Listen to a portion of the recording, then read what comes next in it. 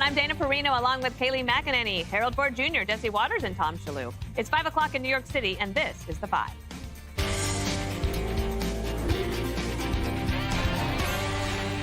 I was going to try to do this in an accent, but I can't. So is this town big enough for the both of us? Democrats are asking that question as moderates draw their battle lines against the party's insurgent and growing progressive wing. House Minority Leader Hakeem Jeffries pushing back on the DSA's agenda over the weekend while keeping the big tent wide open. Do Democratic Socialists belong in the Democratic Party, Leader Jeffries? Well, what I can say is that I do not support defunding the police. I do not support open borders. I do not support abolishing the Senate. I don't support the DSA agenda as has been articulated by the DSA itself. It's going to be a broad caucus. There will be progressives, there will be new Dems, there will be blue dogs. But the progressives are drawing their own line in the sand. California Congressman Ro Khanna says Medicare for all should be the party's #1 priority. Medicare for all is arguably the most important priority. It would save money and it would save lives. Were you disappointed to hear Leader Jeffries say at this point in time he says he wouldn't vote for Medicare for all? Well, look, I respect the difference, but I will say this. It needs to have a vote on the House floor. The majority of the House Democrats are going to support it. And Axios reports an ideas deficit in the Democratic establishment may be fueling a majority. You can't get something passed in the Congress. If Democrats win the majority, and they can only get 1/2 of the majority of the Congress to vote for something, and presumably the other half doesn't, and a lot of Republicans don't, it won't pass. I would remind those in the DSA and even Republicans who think all we should do is fight one another, and at 51-49, the Senate ought to be what the votes ought to be, and 217 or 219 and 216 ought to be the votes in the House. In 1956, when the Federal Highway Act was passed 89-1. It established the interstate highway system. Who was the one? I don't know. I don't want to call that family out. The Civil Rights Act of 1964 passed 73-27, 47 Dems, 27 Republicans.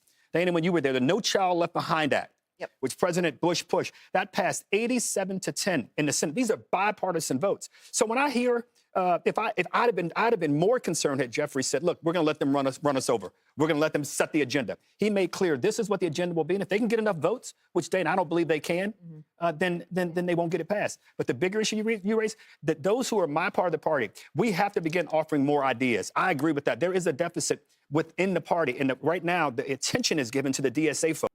Perhaps that's not the idea they want to run on, but it seems like it is. They kept bringing it up this morning. Yeah, so Medicare for all until people realize that they lose their private insurance. When the idea is litigated, popularity drops, no doubt about it.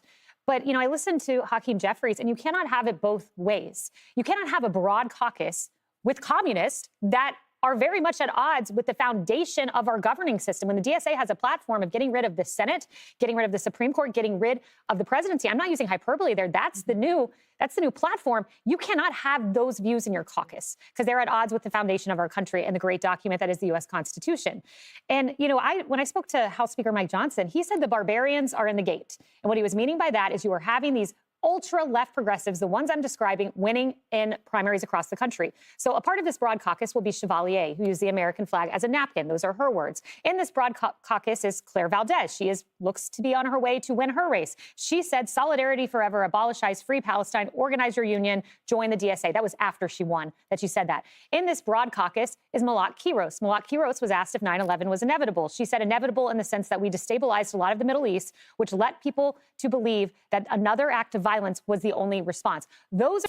If you're 30 and went to grad school and are an Ethiopian barista like your friend in Colorado, she doesn't have health insurance because she doesn't work. Also, MAHA, ever heard of it? Make America Healthy Again. It's called Eat Right and Exercise. Maybe try that. I do it, and I don't whine and go to the doctor for every ache and pain. I hurt my knee the other day at the beach. It hyperextended it. Now, I don't know if it hyperextended. I self-diagnosed. But I didn't run to the doctor and, jack up everybody's health care bills. I did my own research on the internet, and I'm almost as explosive as I used to be. We thank you for your sacrifice. Well, thank you very much. But we have to start treating everyone like babies. Cradle to the grave health insurance.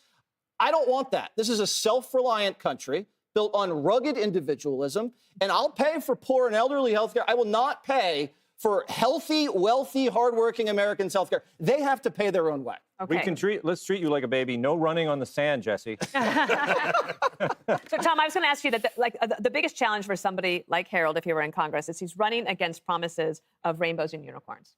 And so, if you have to come in and be the heavy, you're the skunk at the garden party. And he looked like he was shell-shocked, Hakeem Jeffries. When he's giving that speech, he says, "We're not for getting rid of the cops." Oh, really? That's what you have to say now? Fox News is a prominent American multinational conservative news and political commentary television channel and website based in New York City. It is owned by the Fox News Media subsidiary of Fox Corporation. Here is a quick overview of what Fox News does and provides. 24-hour news and commentary. It broadcasts continuous news coverage, breaking news alerts, and opinion-based political commentary programs, such as Hannity, The Ingraham Angle, and Jesse Waters' Primetime. Morning and daytime programming.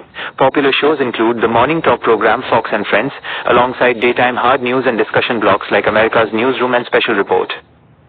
Digital and audio platforms. Beyond cable television, Fox News operates a heavily visited news website, a streaming service, radio syndication, podcasts, and mobile apps for live and on-demand updates. Political alignment. The network is widely known for its conservative viewpoint and alignment with right-leaning politics and the Republican Party.